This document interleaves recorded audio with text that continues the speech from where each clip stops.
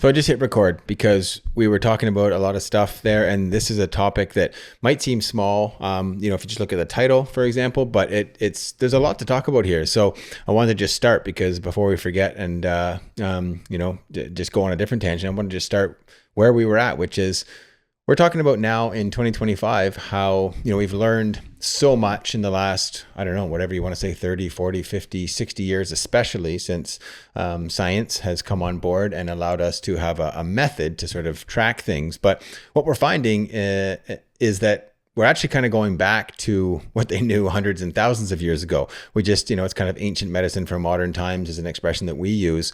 And there's a lot of moving parts in just this whole conversation. But the topic that we thought would be kind of fun to talk about today is kind of where we're at in 2025 with testing, with how we're growing things, with how we're taking ancient formulas and ancient methods of doing things and applying it now. Because there's lots of things that were working back then and we kind of diverged off of that. And it takes you to get through the teenage years to come back to making some sense. So I hope that makes sense, but I thought I would just sort of hit record there and just kind of go with where we were at. Do you want to start with, what was that expression about do you think that'd be a fun place to start? Yeah. So my dad used to say, brought this expression, I'm going to try to remember it. He said, by the time you're old enough to realize that your father was correct, you're old enough to have a son of your own that knows it all. So basically, I don't want to disparage the teenage years, but the teenage years are full of exuberance. There's something to that and power to it if it's naturally there and you're not distracting people away. There's some type of force that wants to change the negatives at sea, but there's a lot of throw out the baby with the bathwater kind of need. Try to get rid of everything. Then you tame down over time, and then you start to realize. But also, what's come for the elders in the whole society, right, is this picture of, okay, that's a good point, though. It's a valid point what they're making. How do we explain that to them? Or how can we change this so the messaging or the activities is better to accommodate for what those teenage years brought? And I feel like that's where we're coming right now. We've gone through all these teenage years in the idea that the ancients didn't know anything. And that natural medicine's hocus pocus. Well, that's all gone, right? So that's all coming back with a vengeance that the ancients did know. How did they know? If they didn't know the science, how did they know scientifically? Well, it's because science is a word that means to know, scientia from the Latin. So there's different methods of knowing, and we're figuring that out too, right? Coming at it from different angles. I think so. Right? Yes. Yeah. We're coming back to seeing the body as a whole as well, right? That's one of the themes that I wanted to kind of hit on was, maybe I guess in what would it be, the 70s and 80s, like single ingredient molecules came in, right? It's like, okay, you're deficient in vitamin A, you will take vitamin A, and then we found out that a palmitate form of vitamin A was great, right? For raising vitamin A levels in the body. And it was the same with all of these things. There was excitement around isolation of something that showed that it did something, right? But I think there's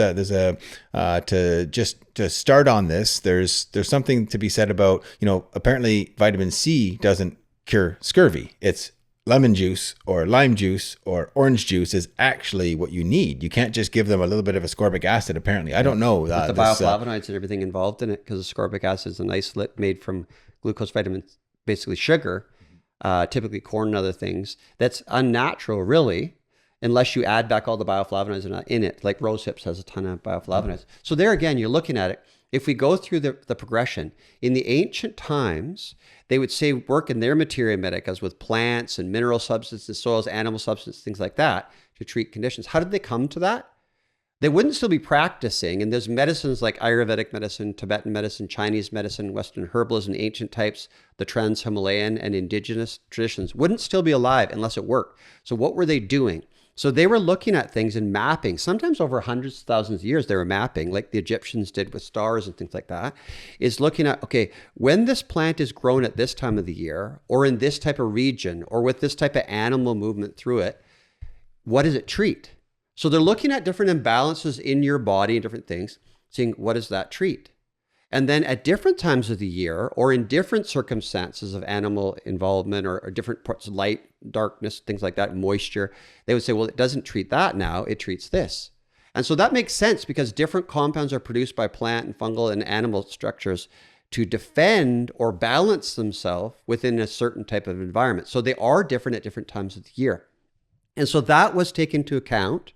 And so they mapped everything out, not just that this was good for this and this is good for this. They would say at this time of the year with this circumstances. And that was a lot. That's science, right? But that's science over long term, which is way better than science over short term. Because if you do lab science, it keeps changing. And that's because it's reductionistic, right? It's working within in parameters that are set in a lab that aren't really natural. So real science would occur over long periods of time in nature, and nature still changes, of course. So we have to work again in modern times compared to ancient times. They didn't have all this toxicity, radiation, solvents, pesticide use, all this contamination with heavy metals and everything from all industry, and then different types of microbes that take advantage of those type of ecosystems. They didn't have that. They had pure environments, basically. They didn't have all the toxic noise, and they didn't have all the invisible wireless and all this stuff going on.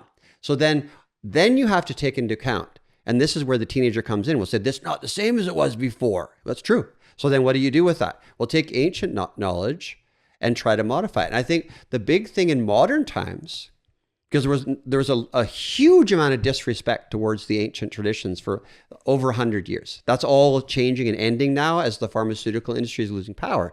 What does that mean? Well, then we have to come back with, what do we do with this? And then you see nowadays we're growing, I'll say, different herbs and that kind of thing in agriculture settings. But you don't know if you're picking wildcrafted, where it's grown, what type of toxicity it has in it. So you have to start testing for heavy metals, solvents, pesticides, microbial contamination in your own facility or outside. And you also have to say, the way it's grown, is it actually grown on a nutritive soil? Like for instance, Steiner with his biodynamic organic farming? No, it's probably grown on NPK fertilizers and things like that. We don't know. Or it's grown in some place that has no more nutritive value. We don't know. So there was no standardization. That was what was happening back when you said. So then we went through this next period, which I'll let you talk about more, is where how do we assure that what we're getting, and fair enough, the points that modern can say, well, how do you know what you're getting? It could be totally different. It could be crap. It might not even be the same plant. Okay, then let's put that into gear and see what can we do here. How can we make sure that it has the proper compounds in it at the similar levels, right? I'll give a funny example. You could have a magic mushroom people are taking, or some type of marijuana that people are smoking, and then it could be totally different amount of actives. And you're definitely going to notice that. Well, same thing's happening though in all the different medicinal ingredients. And how do you know? And furthermore, now that we've got out of this stage and people are starting to assess the power of natural medicine, is we can look back and say modern medicine, even in the pharmaceutical side, originated with nature. For instance, white willow bark had salicylic acid, which they just added an acetyl group to, made it ASA, and aspirin. That's like a mainstay of modern medicine, was aspirin, came from white willow bark, really. And then penicillin, that came from a fungus, even in witch's brew and things like that, to treat all these different conditions. So there's two things right off the bat. Sulfur and silver you use to treat infections and everything immediately on the body before all these drugs and that were around. So these ideas, all this came from nature. And then you kind of poo-pooed nature and said, oh, it doesn't work, but now it's coming back. So now that it is coming back with such a vengeance, we need to assure that it's been happening for a long time, but now it's really coming into its own right now. Over the last 5 years, changed it. It's kind of like natural medicine, natural supplements, natural medicine. It's kind of like Luke Skywalker.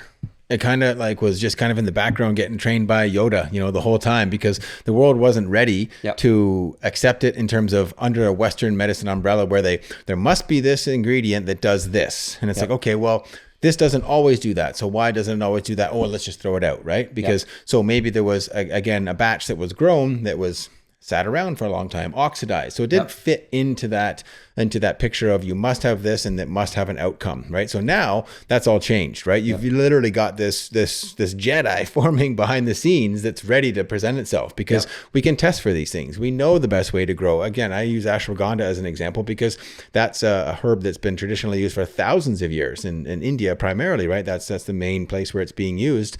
And it's grown in central India. That's where it's supposed to be grown, right? It's not supposed to be grown in British Columbia. It's not going to, I don't know, maybe it can grow here. We got a pretty cool climate.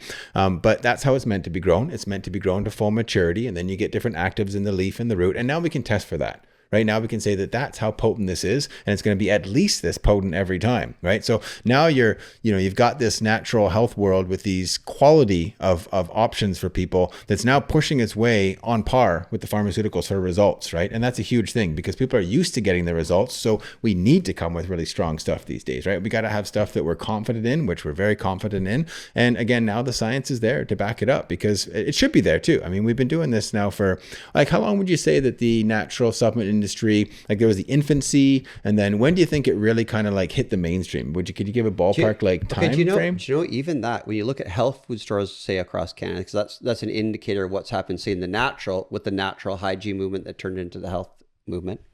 I mean, this goes on a long way back, but if you see companies at the beginning, what they were selling, and that was only probably 50 years ago, they were selling things like wheat germ oil and things like that you don't even that's more like real health food kind of thing.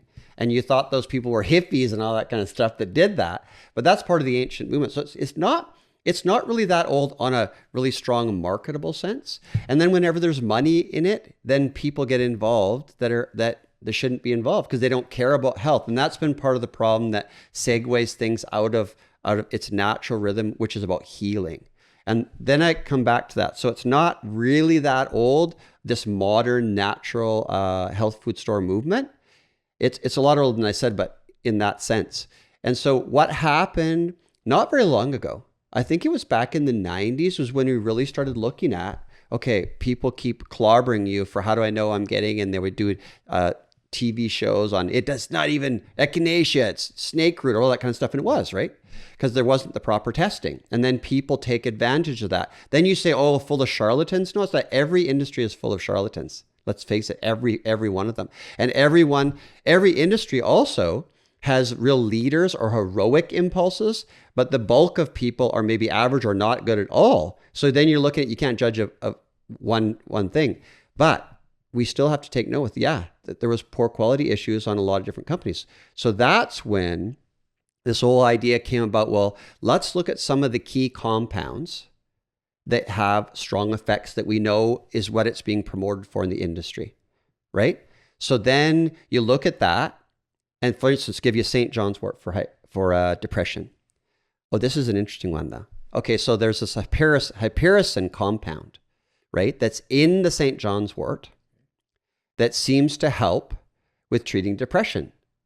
So then you look at it and say, across the board, you're growing St. John's wort. It has all these different, if you start measuring the hypericin content, you'll see that they're all over the board, right? So then you say, what is the most effective thing? And they started doing research. This is a long time ago. What seems to be the most effective in depression? And then they find a certain level that seems to be the most effective. And so then they started standardizing plants or extracting the plants with water, soluble extractions, alcohol, hypercritical and carbon dioxide, things like that, to try to get these levels standardized. So now you know you're getting something that has a standard. And this is how we went then for a long time to compete against the drug industry in models where you have this standardized level, say of St. John's wort, against these different drugs. And you see it. In the meantime, you're still getting heavy censorship from the pharmaceutical industry, which controls the regulatory bodies and the whole system of medicine at the time, which is changing big right now. And pharmacists and medical doctors in the past, before the pharmaceutical industry gained dominance, they did actually recommend all these things we're talking about. Then that went out of favor. So that'll give you insights as to it was a powerful industry before.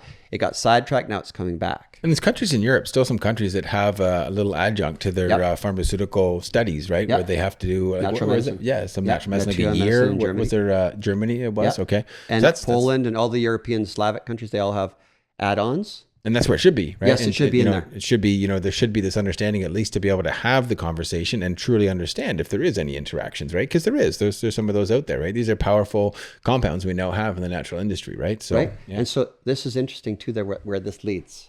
Okay, so I talk about hypericin content of St. John's wort. But then you look at it, and then other companies found out that say, yes, they did standardize for this hypericin, but there's usually a multitude, right? It's manifold. There's a multitude of different compounds that maybe you haven't tested for. And so then they found out that there's another compound called hyperforin. Okay.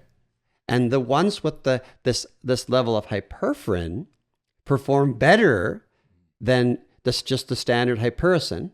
So now you have this hyperferin, which is, I think that's the name of the compound, that actually is more related to depression than the hypericin. So then you have to look at, okay, so maybe in those trials before, it was more the ones that had the hypericin and hyperferin content. And then you don't even know all the other compounds, right? So this is the idea of science. We're talking about this to get philosophical. If you go, the ancient way in many ways was more deductive reasoning. And say in the West, it was represented by Plato. You look at generalities, there's an intuitive aspect to it that's really powerful. It's like you're getting a download, and then you look for the particulars, and then you study these different things. But sometimes you make the mistake of thinking that you're studying their particulars first to find some general theory. But in reality, first there was an intuitive burst.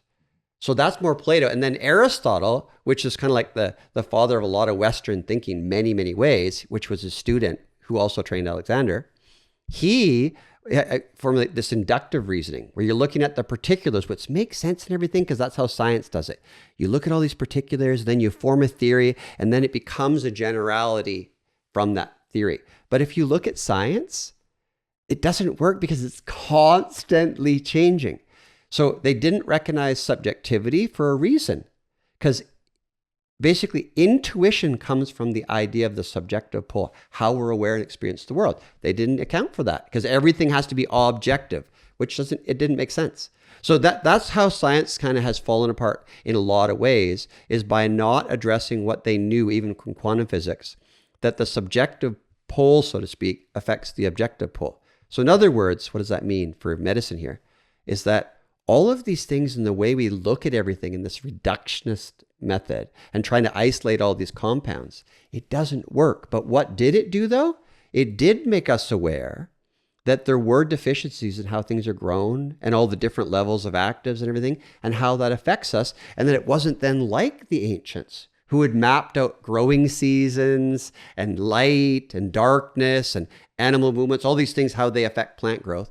We don't account for that. We just look at it as a plant and then figure what's in the plant and then try to manipulate the plant. So we've gotten out of that stage now where we're isolating these compounds in nature to try to mimic the drug industry, because now that's showing even that's problematic.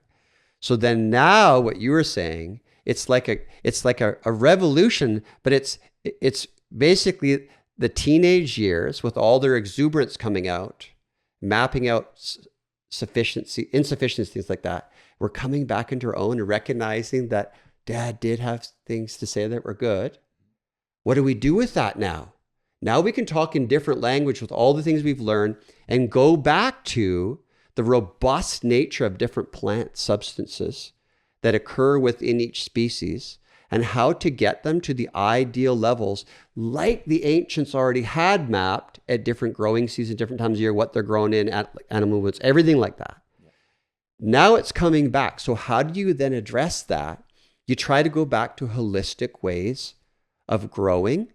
Even if you're doing it inside a lab setting, you're trying to basically mimic how that would be outside with natural light, different light exposures, different seasonality and rhythms that then coordinate with your rhythms. What time of the year is best to take certain things? Look at your body. And then, this is so hard that we've done this. You know what I mean? It's hard to accept change. But we're not reinventing the wheel.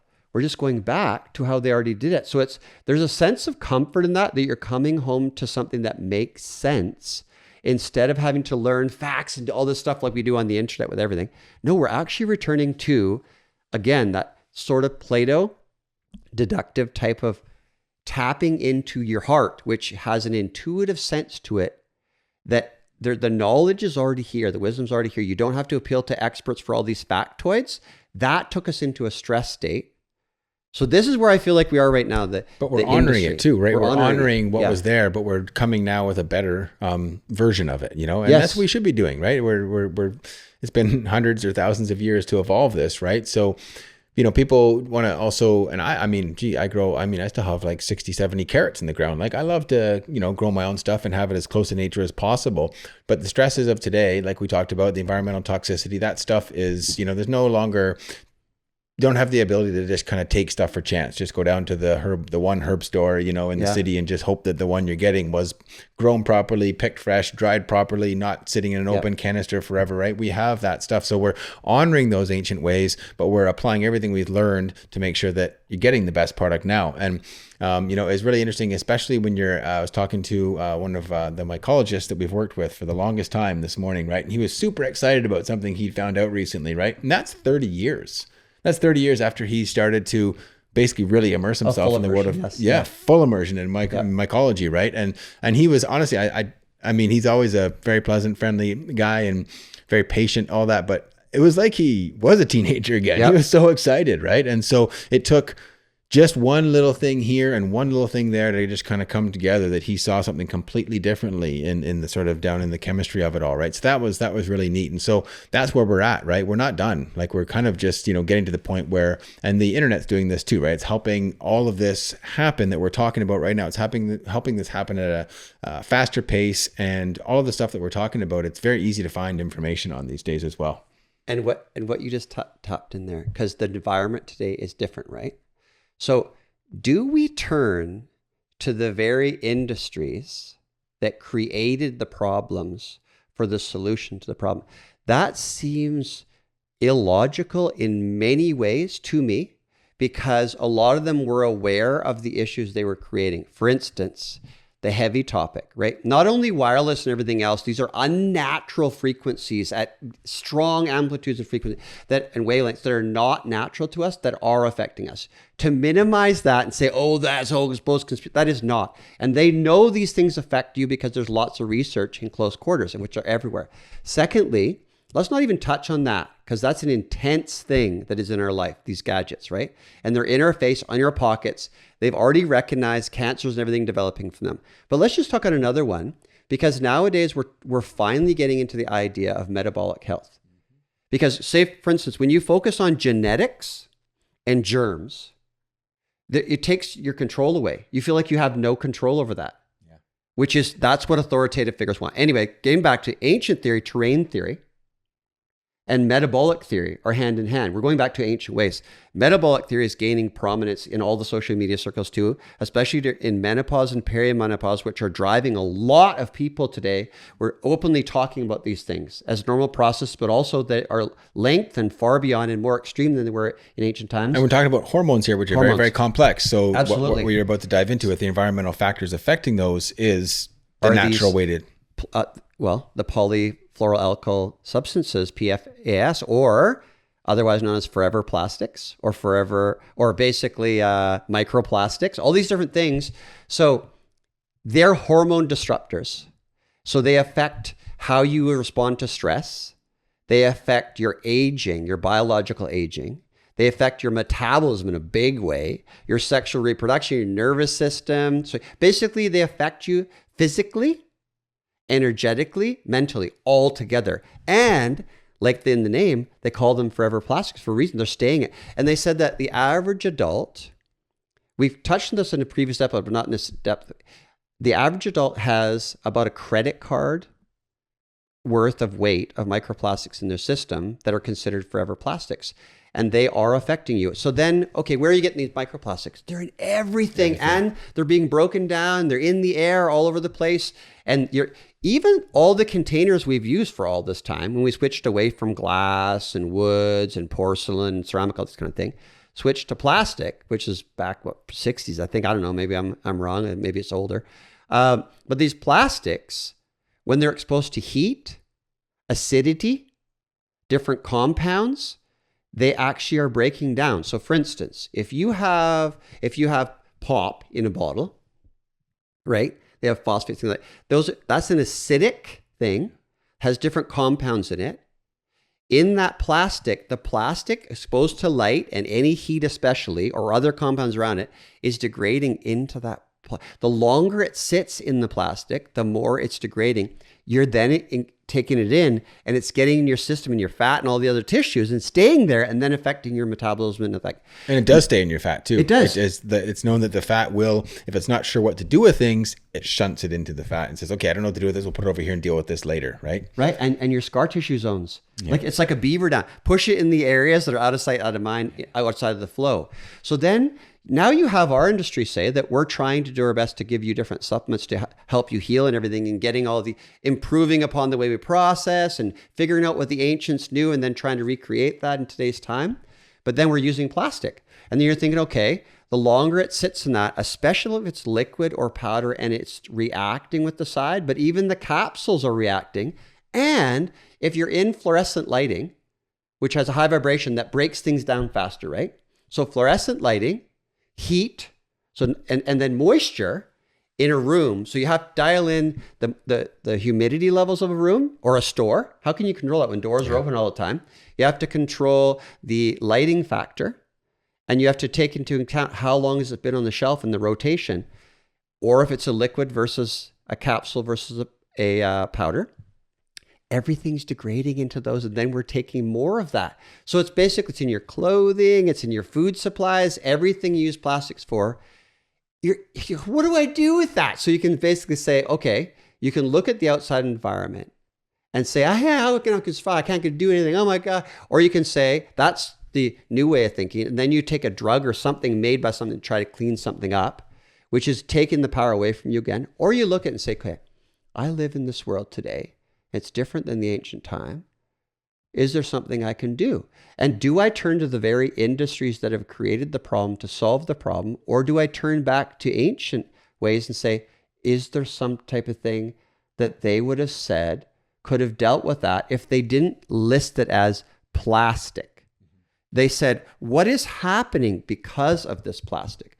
Then they would look at you as an individual and say, well, there's an inability to interact with the environment, causing weight gain, low energy, skin changes. Then they would use different herbs and combination of minerals or whatever in combination that treat that symptom issue. That's what homeopathy does too when they try to poo-poo that, is it's looking at a whole symptom profile and then matching up something. This is an interesting theory, right, with homeopathy, is they use that something that would cause those symptoms in a high dose that they're seeing in that particular patient, they give in an extremely diluted dose, and then the body deals with that symptom condition. This is a really interesting thing, because in a way, that was the premise of vaccination in a way, except that's not a dilute type of dose. So there's not very far off from those kind of theories to try to poo-poo the homeopathic range, is they're actually working at a really dilute dose, more like a frequency or energy pattern of that whole symptom profile, initiate the body to then look at that profile in really tiny to help muster up all of the mechanisms in your body that then deal with it, whatever all the symptoms are caused from, whether it be a pathogen, a poison, or a metabolic disorder, to get your body back in order. So there's ancient ways by many different styles to engage your body where we are right now. So then it makes sense that even though, it's a modern plastic, it's going to initiate the same symptom profiles that then different combinations would use. And oddly enough, they found that the only thing they know so far... Enter mushrooms. Yeah. And organic oats, things like that. So you've heard the term maybe polysaccharides, right? But the polysaccharides include starches. Alpha glucans is a subset of polysaccharides. Under that also are the beta glucans. And the beta glucans are gaining much prominence in the world today because of mushrooms contain beta glucans and what they do through the immune system. But there's so many other things. Well, that's this theme today, right? Is over the last 30, 40 years where we've gone from. And mushrooms are a really good example of this. I wanted to bring this into the picture. So this is perfect timing is, whatever it was 30 years ago, 40 years ago now, they identified these beta glucans and they said, okay, these have a really strong effect on the immune system. So that's where we were then. We were like, okay, it's all about the beta glucans. But fast forward, now we know, just as an example, for detoxifying plastics from your body, you've got these beta glucans that do that in there. But what else do mushrooms do in a full spectrum aspect? They provide fibers to your body, right? They provide key micronutrients that are a little bit harder to get from the plant and animal kingdom, right? So this is, sorry to interrupt you, but I think this is a prime example of where we're going with the more potent and stronger mushroom products these days. As one of the examples we can use is we're heading towards understanding that there's way more here that they're offering than we knew sort of 20, 30 years ago. Okay, so go back right to then what you just said. If you respect the source and the myriad components or compounds within a source that act in synergy, we can use right off the bat when they isolated out of white willow bark in modern medicine, the salicylic acid portion, and then bound it to an acetyl group so they could patent it. That became patent medicine. Then there's a disrespect for the white willow bark and almost a willingness, voluntarily or involuntarily, to eliminate the idea of white willow bark and now just focus on a compound, which is what you said. We're out of that stage now where we're just focused on the natural side, mimicking the pharmaceutical industry with beta glucans. So beta glucans. No, now we know there can be there are hundreds of other compounds in one mushroom, same as other plants, that are acting in synergy. If you take that out, I'll give you an example of this, how strong this is embedded in the psyche of modern medicine that I think is changing with the really good doctors in a pretty strong way with functional medicine, things like that, is my dad was rushed into the hospital, had a cardiac event, and he's basically out, right? And then he's in the emergency section, there's all these curtains, so there's so many people in at time for whatever reason. And so you only had basically an 8x8 kind of space that you're in. And the bed's in there, and my dad's laying there. Just came back. Anybody who has that kind of experience, my dad's all gray and everything. And I was holding his hand, and he's looking at me, and he's just come back. So he's really quiet and nothing. So we're just looking at each other, trying to be calm. And then next to me, I could hear, but you can't see anything because the curtains are all around you. I heard this fella, he asked about, I think it was coenzyme Q10. He asked the doctor there, so what about coenzyme Q10? Should I take that for my heart? Because I've heard a lot of things, something like that. And so I'm listening. As I'm looking at my dad, I'm listening. And the doctor responds to the guy and says, okay, let's look at it this way. Let's face it. If it doesn't have any side effects, it doesn't work. And he said it just like that. And then I'm looking at my dad, and my dad, he's just come back. He's looking at me, and he shakes his head because it's like, don't do it. But he knew I wanted to say something like, that is the most asinine way of thinking. But we were indoctrinated into that style of thinking because it's very reductionist. It's about stimulating a thing or suppressing it. It's really powerful response, which can make you sick and everything. Because it's out of balance with all the other compounds, exactly like aspirin. But isn't it cool to think about it this way now? If that was then 30 plus years ago, right? Yeah. So you wanted to have that conversation, but that would have landed on deaf ears, right? Yep. But now that conversation, you can pull that curtain back 100%. And you can have that conversation, right? Because 100%. Everyone's wide open to it. So it's just, I get a little bit of goosebumps actually right now thinking about how exciting that is, right? Because you meet people all the time that have issues like, oh, I tried that, it never worked. But now we can say, well, okay, you tried that, but did you know that, that product has evolved quite a bit? And if it was, curcumin being used for inflammation, for example, right? It's turmeric powder is not the same as a high potency curcumin extract, right? So someone that's tried turmeric powder, maybe didn't get any benefits, was a little bit down on themselves. Now you can try curcumin. You can try a high potency. You can try a high BDM content curcumin. You can get results very, very quickly. We know this now. I was even thinking about what you just said is that because the pharmaceutical industry is taking such massive hits now, it's not going to go away. It's the end. It's the beginning of the end for the whole system because they've lost so many of their patents and they're focused on vaccination and mRNA tech and all that kind of thing. And that's going to fail too because people are uncovering all the dangers of that. But two of the big drugs that have been a mainstay, kind of like when you go in for something that so many people have been given these drugs that you think it's, of course I'm taking that drug. If I have heart disease, of course I'm taking a cholesterol lowering drug, a statin, also known as the HMG coenzyme A reductase inhibitor. Of course I'm doing that. If I have depression, of course I'm taking an SSRI, selective serotonin reuptake inhibitor, that kind of thing. And you think, okay, but now all the data shows, you can look at this is interesting.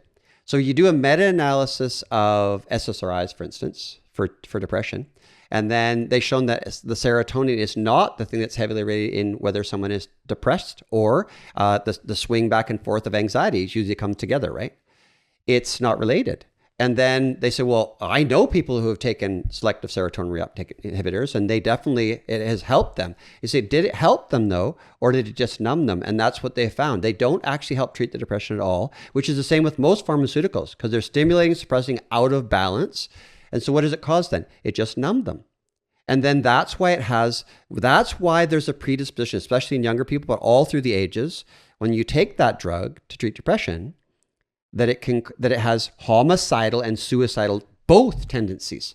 So that's it. Also, when you're in those states of numbness, you can easily tweak people with information, and they're more malleable to listen to. So it's very destructive to our society that has been so heavily pushed on people. When they can't figure something out, you're a hypochondriac, you're depressed, whatever. You put that in, then you numb you. So they've never treated the depression. You're numbing someone. I'm not saying to go off certain things, because some people can have really serious tendencies. But what I'm saying is look for other things right now fast to try to figure out how to treat depression. A lot of times, seriously, it's free, because a lot of times it's lack of motion. Lack of proper motion, exercise, fitness, and nutrition. Yeah. Those huge nutrition and movement. And then, yes, bigger things to unveil more with meditation, yoga, being in nature more, for sure. Out of these distracting things, yes, but it's a holistic picture. Why do you want to numb yourself instead of actually, because these things have not been exposed to most people. They make it look like there's no other option than to take that drug. Another class, or which I mentioned already, which is interesting, is that cholesterol, that LDL cholesterol, right? Not to say it's not a whole multiple amounts of compounds included in the LDL range with very low density lipoproteins, There's also apoproteins, things like A and B, things like that. That you have to look at certain ones that may be out of whack that indicate, but do they really? Because in the end, you have high cholesterol, the LDL type, can keep your memory in that functioning, keep the blood vessels and everything more like lubricated almost, right? To prevent from the damage that's instituting the problem in the first place. So it's increased damage, inability to stress in the first place that causes micro trauma, and that then the cholesterol is increased to help to keep the blood flowing properly. It's the mortar. Which affects your memory. It's the mortar that comes along, right? And patches things up. We now know this, right? This is, again, we're not here giving, medical advice, no. but this is really well known. I was listening to a audio book by a guy, Doug McGuff, and he's an exercise physiologist, but also an MD who's like an emergency guy. He's basically taken science and applied it to his best of his knowledge to find the optimal amount of time for people to work out, and it's 12 minutes every 7 days approximately. But what he's talking about is, I'll just go a quick tangent here, but what he's talking about is they use these machines that allow for the muscles to not have any relaxation through. So the cams and things are changing for the tension of it, and then you have to adjust yourself for your body physiology. But what they found is if you put the muscle through, basically the muscle has different levels of contraction. Some are for sprinting, some are for walking, some are for jogging lightly, some are for lifting something heavy. But there's essentially, I think, about 4 of these muscle contractions as categories that then have subcategories. And to fully get your muscles to fatigue, right? Just as an example, you wouldn't go in and start doing push-ups as quickly as possible. You do push-ups, and the sweet spot is somewhere between 75 and 90 seconds that you want to get to complete absolute and utter failure between that 75 and 90 seconds. So where I'm going with this is it's really neat because he's talking about all this stuff, and I'm driving and listening to the audio book on it, and I'm like, oh, this is really, really cool, right? Not that I'm ever going to only work out, I did a 2-hour and 10-minute mountain bike ride yesterday. I messaged you, I'm like, what a day for a mountain bike ride, right? So that was just beautiful. And of course, side benefit there, I'm sweating. And so sweating is amazing for detoxification, right? But Doug McGuff gets into, and it's called the Body by Science is the book. And he's very, very scientific, but he's also seeing this in real world, right? So he's practicing it like with his patients and clients, and he has a gym that he owns as well. So he's taking science, he's applying it to get the most benefits for the most health benefits with the least amount of side effects as well. But he has a whole chapter talking about cholesterol and talking about how, it is in there doing the patchwork. It's in there doing in his mortar. It's mortar on the walls of our arteries. And he's the one that's, or the one that used that mortar term. So I like that one because that's what's happening, right? What he's saying is if you're doing too much damage to your blood vessels and the different parts of your heart, then it's going to require more mortar to be on there and to be used. So if you take, for example, like, he goes into talking about how endurance sports are probably not the best long term. And I agree with him, right? But I'm not going to stop mountain biking. I'm sorry. I'm just not going to, right? Yeah. So I do things like I take bromelain, nattokinase, our recovery, all these different sort of things to help to minimize that, right? But I also try to live as stressless life as I can, right? So that's causing damage as well. But basically you can't avoid it, right? Yeah. And so, but you have to know that that's what it's doing. So once you know that that's what it's doing, then you don't have so much anxiety around it. And knowing that like 90+% of the LDL in your body is created by your own body anyway. So and whenever you're stressed, you're utilizing cholesterol backbone to create stress hormones. So stress is actually, it's not the cholesterol that's the problem. It's the stress hormones that are a problem. And here's the thing that I feel should be strongly looked into by every person here is the cholesterol deal is a hypothesis pushed on society to promote the drug. So a lot of times, if you look at it that way, what the pharmaceutical industry has done is they want to create something and they create then a problem that the problem reaction solution idea.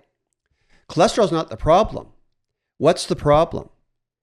Well, that's a hypothesis that doesn't hold water. And furthermore, if you want to take the drug, lovastatin, take oyster mushrooms. Go eat oyster mushrooms. That's where it's from. There again, that's nature that has the actual drug that they're apparently selling as their patented thing they discovered is in oyster mushrooms. So just eat oyster mushrooms. It's like stealing from nature, like you're caught, right?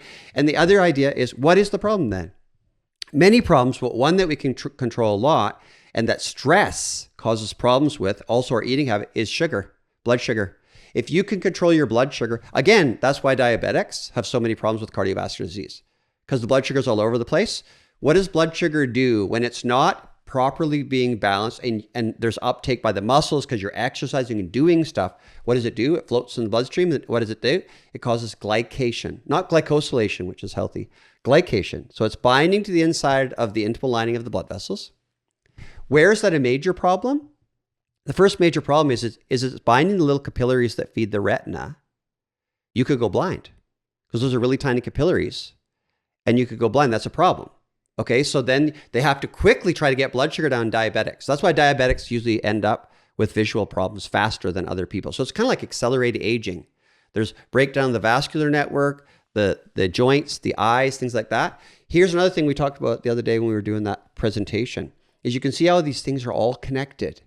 If you decrease your stress load, stress causes elevated blood sugar because your body thinks it wants to fight or run, so it needs sugar. So it's breaking down your body. You're aging yourself because you don't usually have enough glycogen. It's breaking down your muscles and everything. So you have less muscle, less metabolism, more fat because you're stressed, right? And so stress is elevating blood sugar. It doesn't have anything to do because you're usually just stressed in your mind. You're not exercising. And so the blood starts damaging your brain, your eye tissues, your skin, your joints, everything are getting damaged. What could you do? It's just modulate your stress response is a massive thing to do.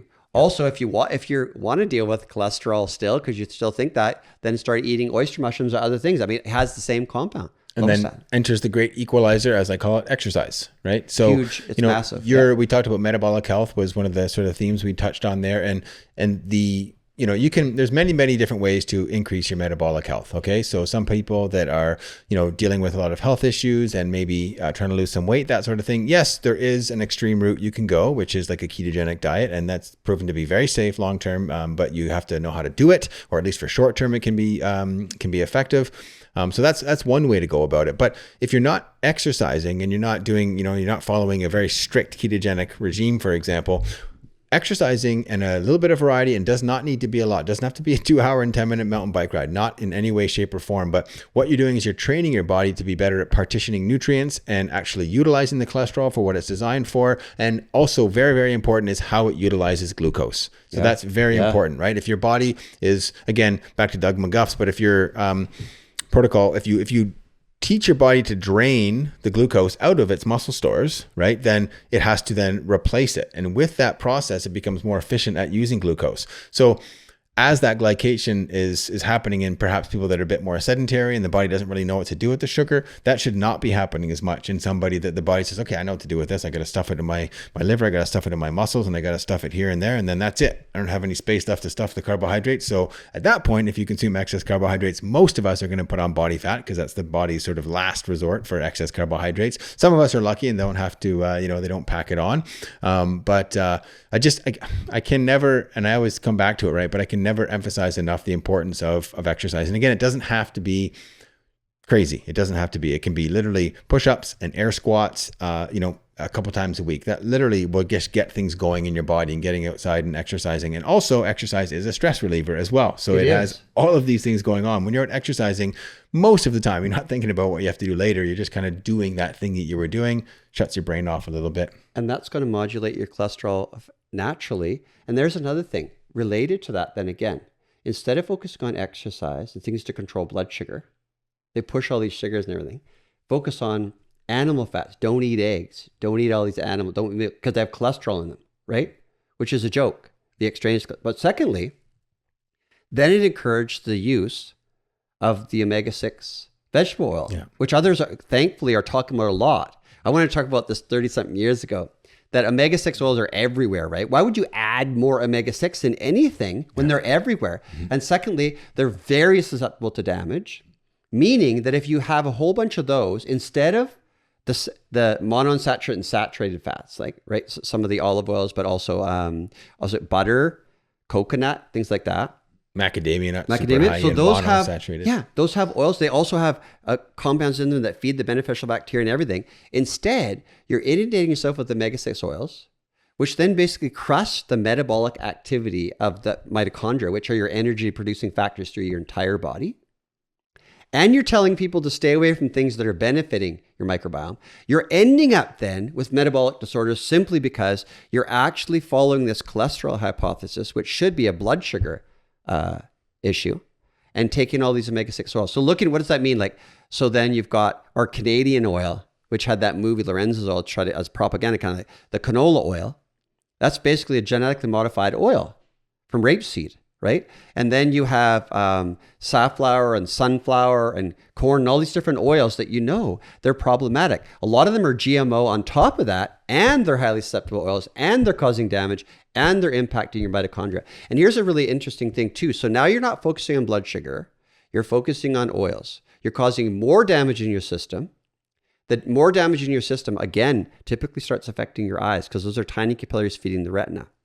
We were talking about this in the other day in the presentation. Mm-hmm. How these all things, again, tie together is when you start getting occlusions in your blood vessels, the eyes are generally impacted first, and then your brain activity falls with that. Is that the eyes have the highest concentration of mitochondria in the retina. And so if you're decreasing blood flow because of all this buildup of blood sugars damaging so that they start to constrict, is that now you're decreasing the blood flow and nourishment of the retina, and you're impacting in a very negative way the mitochondria that are affected by light intake, which again is meaning going outside with natural light and different rhythms. The light impacts the retina and the mitochondria at the highest percentage in the body.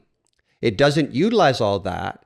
It actually causes mechanisms in the body that stimulate the activity of mitochondria through your body. So basically, when you say that idea that the eyes are the window to the soul kind of idea, that old expression, that's true in even a scientific way. Now, by all this stress, which causes inflammation, free radicals, and high blood sugar, all those damage the blood flow to the retina and the retina itself, which decreases then the dynamics and the survivability of the mitochondria in those cells, which then doesn't just impact the eye, it impacts your entire body. You got to get your energy. Got to get an oil change, man. Right? I know. So the metabolic theory would tie right away to the eyes and dealing with stress. So sunlight is essential and natural rhythms in nature, and getting blood flow to the eye at maximum, which means low stress, controlling your blood sugar, not about all this cholesterol stuff. So anyways, that's falling apart too, because they've done analysis on that, and they've shown, this is, I think, one thing that people need to hear. If someone is on, this is what the analysis showed on, that you can look up yourself, that these statin drugs caused, is that people that had a heart attack were 400% more likely to die from the heart attack if they were on a statin versus the ones that weren't on a statin. So that is a crushing, fact right there that should right off the bat start to make people really worried, including doctors, is what have we been involved in here? And you know what? Here's the thing, is that when you have doctors, they're following the regulatory bodies. I think we always got to say that, because it was, doctors, they should know. No, there's so much to know in medicine. I used to remember when I was a student and I was going to university and I was in garbage in the town, right? And we were going commercial garbage and we were picking up the garbage, and you would see these big, huge, supposed to be continuing education books in the garbage, still in the plastic. So basically, you're supposed to go through continuing education, but there's so much to learn. And also your patients are coming in and showing you all the stuff they found on the internet that's bad about what. I can't even imagine being a doctor, but the same thing is that then they kind of shut down too, because there's too much information for them as well. And they just follow what they're told in the regulatory bodies. But the regulatory bodies are within a government organization, and you can see the level of capture, industry capture in the regulatory bodies, even by the flow of people moving through them. That one day they work at Health Canada, the next day they work at a drug company, or vice versa. Same as the United States, same as everywhere. So the thing you got to think, how can I trust? Again, the people that created the problem are now supposedly creating the solution of the problem. Yeah. And I like to create in every regulatory body across Canada, whether it be local or federal or provincially, just change the word health to the word disease. And I know that's pretty harsh, but then it makes more sense. Well, at some point we got to stop and hit the brakes here, right? You do. You got to. I think the brakes are being hit right now. Yes, people are every day they're pushing the brakes a bit more. I just wanted to look up one thing while we're chatting here, because it's I don't want to go off track too much there, but it just.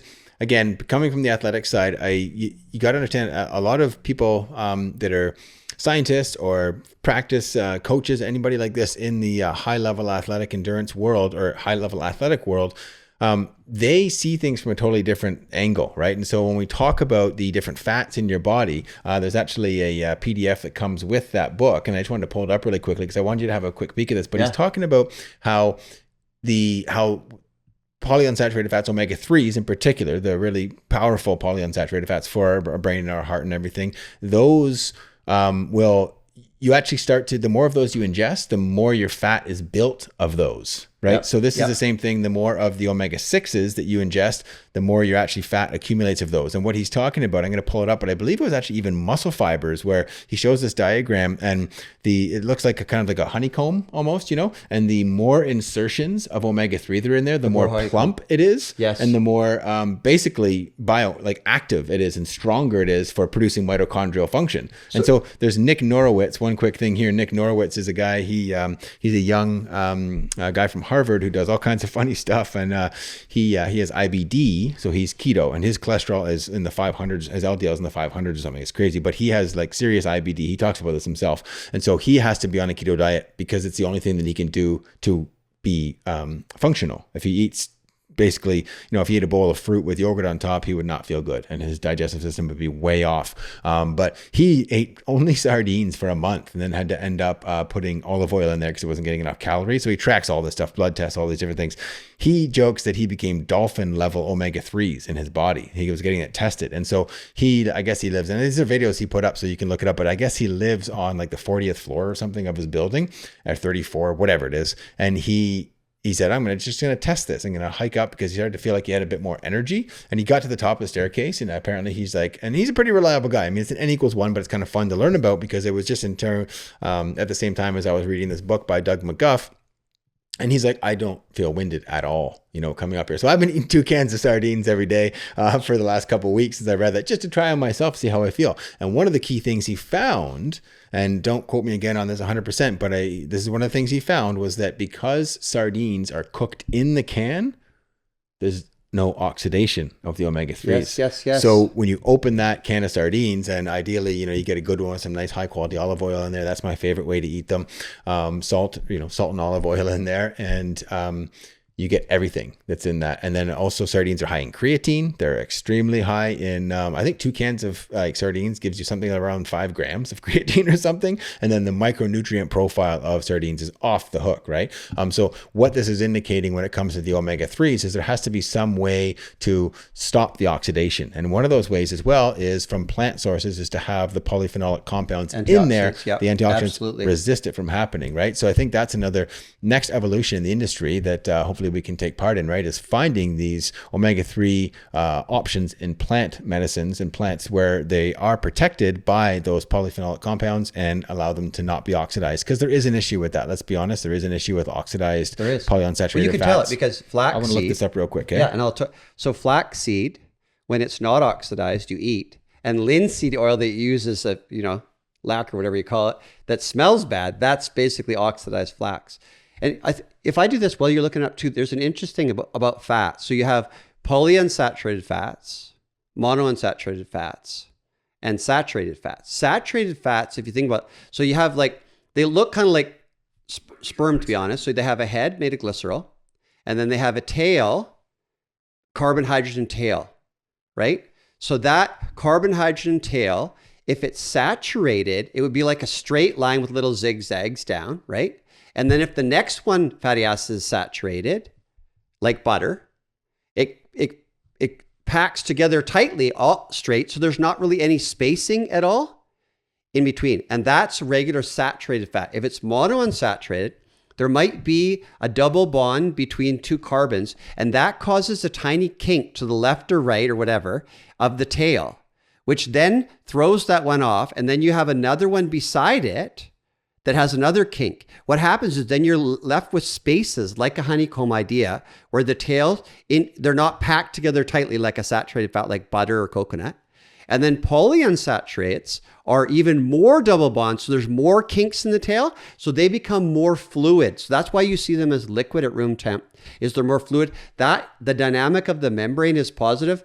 That is very helpful. Omega-3 it has 3 double bonds. So that one there is EPA and DHA. You think of a salmon oil. That's icosapentaenoic acid. This is about brain health and everything. And docosahexaenoic acid. EPA and DHA are omega-3 fatty acids. They're very powerful in helping your brain and cardiovascular system. But like Adam said, super susceptible to oxidation. So that's what you're talking about, sardine in the can. If they get oxidized, then that'd be like the flax versus linseed oil. Then it actually, that you embed those in your body, kind of like trans fats and hydrogenated oils before, they were margins and everything. They're embedding in your system and totally screwing up your metabolism because they're unnatural fats. The same thing's happening with all these vegetable different types of oils. If you don't protect them, or if they're already rancid, they're embedding in your body over and over and over again, and you're affecting your entire metabolism, the mitochondrial health, embed in their membranes. Now you're basically screwed up. It'd be better to stick with butter, which is not susceptible very much at all to damage, or coconut, and then get little amounts of the other ones in the food that you intake, whether it be beans and vegetables or fruit. You're getting little amounts of them. And that's the big point. Better. The body's not used to those quantities. That's another big part of this. I think you probably mentioned that there, but here, check this out. Is a great one, so by the way. This is so increased hydration pushes the cell membrane outward, which increases the exposure of the hormone receptors on the cell. Increased omega-3 fatty acids promote a plumper cell membrane, further enhancing hormone receptor exposure. So pretty cool stuff. So you see that too. What I was just talking about there, the reason it's plumper is because when the fatty acids are like this would be like a double membrane where you have this one coming together with this one, and they're basically totally linked. That is a pretty tight junction. There's not a lot of flow or interchange between those. But if you have the kinks in it, it's expanded, right? Because now you have, instead of this, you have can I even do it? Basically a kink like that. You're kinking that, and now things can't join really tight, so you have more space, so it makes it more plump and open. Mm-hmm. So now you have a larger dynamic to the membrane, and then it can maintain the hydration within those pockets and the movement of protein channels and receptor sites, because now they're in like a honeycomb effect rather than trying to get into that. Yeah. So that's like an aging cell or scar tissue or anything is more like this. And then when you're young, everything's more like that. It's a honeycomb effect through your whole body allows you to maintain moisture and everything. That's why you can drink as much water as you want. But if you have this kind of configuration of proteins and fats and everything through your body, you can't maintain the water. It's just going to pee it out. But that's why if you eat and do things and exercise and meditation, a whole bunch of things, they can change the way that your body's functioning so that then things like they're like this, they're breaking down and reforming, will start to reform more like this instead of this, more like this, and open up. And this is tied to metabolic health too. This is the body's ability 100%. To, like, metabolic health is a term, but it's a huge term. There's I don't even want to guess how many things are influencing metabolic health, right? But if your body is in a state where it's more receptive to things, then everything works better, right? Like that's a key thing here. When we're talking about metabolic health, we're talking about the body as an organism that is not separate to, your fat system, how your body metabolizes fat, how it does this, how it does that. It's not separate to that. It's increasing the overall receptivity and ability for the body to take in the good things that you give it, and then actually be able to utilize those, right? So we'll both summarize. If you want to improve metabolic health and then hormone balance and everything else that comes with it, and your biological measures of aging, and outside of supplementation, which are strong, like things like Shilajit, CoQ10, multivitamin, mineral, all those kind of things. Women's hormonal health. Yes, exactly. Exactly. So I'd say first is try to avoid and replace the omega-6 oils like sunflower, safflower, corn, canola, all those kind of things. And you can see them. There was even an interesting thing I saw the other day. You should put olive oil inside a fridge because a lot of olive oil is adulterated with omega-6. Yeah. And then the omega-6 portion stays liquid, then you pour that out. And then you're left with a more pure version of olive oil. Monosaturated. Even the extra virgin still has that in. You can get rid of it just by putting it in the fridge overnight or whatever, and then pouring off the liquid portion. I'm going to test ours at home. We usually get pretty good stuff. I want to try that. But it's still in there, even good. Secondly is controlling your blood sugar. And the best way to control your blood sugar, obviously through diet, because we're doing stuff.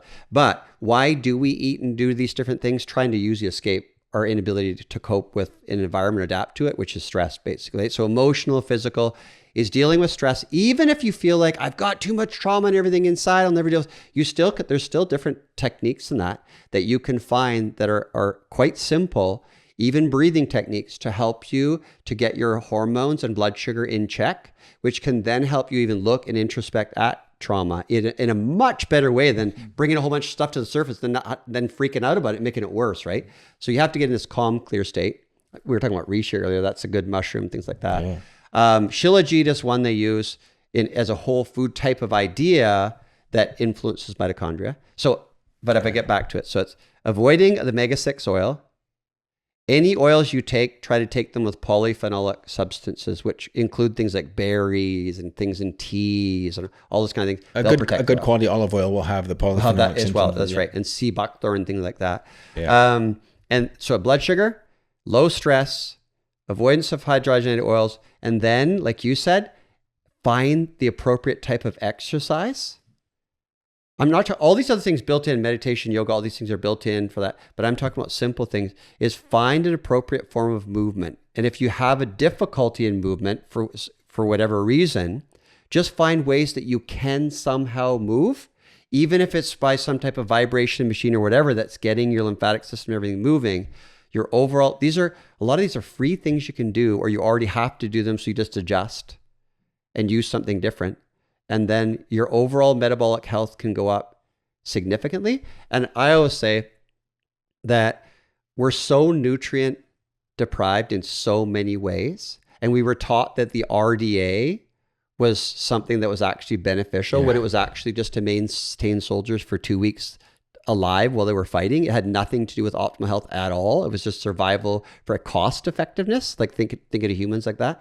No, optimal daily ounce. Look at vitamin intake. So take a really good quality vitamin mineral or, superfoods like different greens, but watch out for oxalates and phytates, things like that bind minerals. So more like chlorellas, and again, sea buckthorn, we thought that was a really awesome one. Mm-hmm. And then drink lots of water. So I think a lot of these are natural things, but some of the things that they've told us that were really bad for you are actually good for you. Some of the things they've told us are good for you have ended up being bad for you, but there's also circumstances that each one, for instance, oxidation and how things are processed, but you can account for a lot of these things. And the stronger you are, the better you can handle the outside environment or the outside environment, including your mind, your own mind, that you don't get caught up so easily. Yeah. And you feel better. A lot of the stuff is, don't get overwhelmed, because there is pretty simple solutions, right? Like, again, metabolic health overall and sort of nutrient status in the body. All these things are fairly complex. If you want to break them into all these individual parts, you could for the rest of your life, you could examine this sort of, but it's not that complicated. So, you got to start somewhere. If you're new to it, then just start real simple. Ask about the olive oil that you're buying in the store. Look at it. Is it single origin? Go into a health food store that also carries groceries. They've done the research for you already in those stores, right? They know what's on the shelf there. They've vetted, it's pure stuff from Greece or pure from Italy. I mean, Italy's the largest importer of olive oil in the world. How's that work? Get a single origin stuff that's ideally, it is a bit more expensive, but we don't need that much anyway. I think we overuse stuff sometimes. Like a 750 ml bottle of olive oil should last you for a while. Like if you're going to cook with it, which is probably not the best. I mean, we have an induction cooktop, and so we can see the temperature on it, right? And if you I'm not sure what the measurement is. Maybe I'm not sure. Anyway, it's like watts, I guess it is. So for olive oil, it'll start to smoke at, is it 700 or 900 watts? 1,000, I think. At 1,000 watts, it'll start to smoke. Put refined coconut oil, which refined coconut oil has a higher burning point. It doesn't have some of the compounds that are like lauric acid and some of these things that are in coconut oil that are also beneficial for topical and eating as well. But if you refine it, it's basically a pure saturated fat, and it's very, very stable. I think it's about 500 degrees on there, or 500 watts on there. There's difference at the smoking point. I realized this recently, right? So again, olive oil, more for, low level cooking or just drizzling on things, but make sure you've got a good source of it. If you're going to cook on a higher heat, then you can look this up, super easy. Cook with more stable fats like butter. Butter's got the lactose and sugar and stuff in there as well, right? So it does burn a bit more easier than say a refined coconut oil. But macadamia, olive oil, or avocado oil, these are very high monosaturated fat, right? Which is basically the premise of the Mediterranean diet, essentially. And we're gonna attack for misinterpreting the Mediterranean diet, hopefully, but it is essentially a focus on whole foods and monosaturated fat. That's really, and there's a whole nother conversation to be had there, right? But if animals are raised properly, then animal fat is actually going to be higher in monosaturated fat and higher in omega-3s, because that's what the body typically wants to produce. And if they're fed properly, raised properly, treated properly as well, low stress hormones, all those things, the raw material you get from the animal is going to be better as well. But anyway, long-winded way of saying that there's answers to all of these sort of questions that we've been talking about here. And there's simple solutions. You just have to walk into your local health food store and start the conversation with them. Go to the grocery department, find the manager, ask the question. They'll be happy to explain it to you too, right? Like, I mean, like asking me about, here I go, and all excited about exercise stuff, and right? the enthusiasm is catchy too. Huge. It makes you feel like, whoa, there actually was something all along. And now we have respect for the insight in the stores and the health food industry and the clinicians in the health industry that have been there forever, including medical doctors getting into functional medicine, things like that. The one thing we forgot, what we focused on, I can't believe is the microplastics again. Mm-hmm. Is microplastics are maybe one of the most significant negative impacts on our metabolic health. And then there's the metabolic theory of cancer and everything else. Instead of genetic theory, the metabolic theory is gaining prominence, and that's the ancient way, is how do you get rid of those plastics that are already throughout your entire body? Like I said, like a credit card worth in the average person, and way more in other people that are doing that, is try to stay away from all these different plastics, especially in things you're doing that have heat and liquid or exposed for long periods of time. Go to glass and metal whenever you can, or porcelain and ceramic. And the other thing is eating the beta glucan rich food, because that's what the research shows. The only thing they've seen that actually helps to eliminate pre-existing forever plastics that you have in you, so they're not forever, is beta glucans from mushrooms, from organic oats. Watch the oats, because they can be, a lot of them modified and everything, but the certified organic oats, mushrooms, they're actually eliminating the plastics out of your body. And then, like you said, is the sweating idea. We go on a lot of these detox, all these different supplements and foods and all these things we take and fasting. That the best way to get rid of a lot of the toxins in your body is sweating. So infrared saunas, exercise, all those things are huge amounts of excretion of all these different things that are in your body compared to things that you take internally. Of course, taking things internally in that as well, but I want to mention something on the oats, but it sounds like there's the leaf blower outside, so I'm going to close the window there real quick. But I do want to mention something about oats, because people are going to ask about, what about the phytic acid or the lectins or something in there? And there's a way to get around those too. One sec.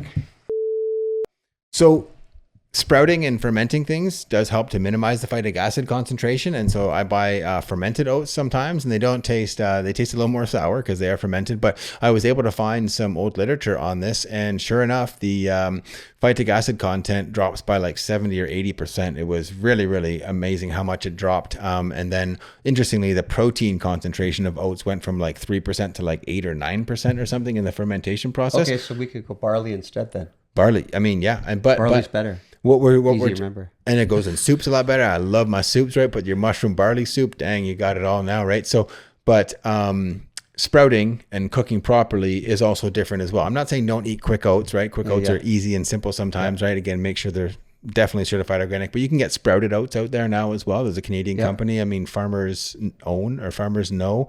What's it called? Dang it, I should remember. Anyway, good Canadian company, and they have sprouted oats, and a little bit more expensive. But you can do this yourself too. You can take your high quality organic oats you already have, and you can soak them overnight. All you need to do is put it in the pan or the pot at nighttime. Put in the right amount of water, usually about 1 cup of oats to 3 cups of liquid is what I do. I like it wetter, better to hydrate the body according to Chinese medicine. So, but you just soak it overnight, and then in the morning you just cook away. I guess there's some research that would say you would maybe drain that water and use some other one. You can't really do that with oats. You probably could do it with whole barley, but oats soak it up so much. So anyway, that's a simple thing you can do. If you can remember to do it the night before, or you put the slow cooker on with your barley soup in there overnight, and bada boom, bada bing, you've got, a super healthy way the next day to give yourself tons of nourishment. End with slogans from way back. Okay. Mushrooms make meals marvelous. And barley's better. I feel like that's interesting, because a lot of the societal problems today we have with these plastics that are everywhere, and all of these different compounds and pesticides and everything that have these, that can be bound up and excreted, or bound up and you get rid of them by using beta glucan rich foods, which include, say, the barley and mushroom, things like that. So then you don't have to worry about even sprouting and fermenting and all these things. You already got them. But like you said, and then the body adapts as well, right? Yeah. Like, I mean, for example, let's look at chitin, right? Chitin is, a molecule that's in mushrooms, and it's in crab shells as well. And that stuff is, it's very, very strong fiber, and it holds things together. But guess what? If you eat more mushrooms and other things with chitin in them, you actually have a digestive enzyme in your gut called chitinase. Yep. You can actually get chitinases in digestive enzyme products out there. So your body's going to upregulate the production and says, okay, well, this guy keeps eating all of these chitin-rich foods. Where's he getting all these mushrooms? Man, this is a lot of mushrooms he's eating. I better upregulate my body's ability to actually utilize those things. So your body will adapt to this stuff as well, right? So sometimes, I mean, I'm totally in agreement, too much oxalates, too much phytic acid, too much lectins is not good. Will interfere with mineral absorption. But you have to also always kind of come back to, maybe this is how I'll finish, is you always have to come back to, if you're giving the body what it needs and you're treating the body in a nice, calm, relaxed way as much as possible, and you're just giving it, it will figure out, for the most part, everything, if you give it the resources it needs. Adapt and prosper. Adapt and prosper. That's what we'll finish it. Thank you, Adam. Cool. Thank you. That was a good one. All right. Cheers, I get all excited talking about this stuff too, right? Like I think I was talking on like 1.2 speed. We didn't speed it up. I just get excited when I get to plug in the exercise and some of the fun nutrition stuff, And so this was a fun one. Yeah. So thanks for wanting to. He said, what are we going to talk about today? And I said, I got an idea. It came to me on the ferry ride over, right? So we just winged it. Was a fun one. So we just winged that one, or wung it, or whatever it is. Wing it. That was great. Yeah. Thank you very much, everybody. That was awesome, man. Thanks for listening. Cheers.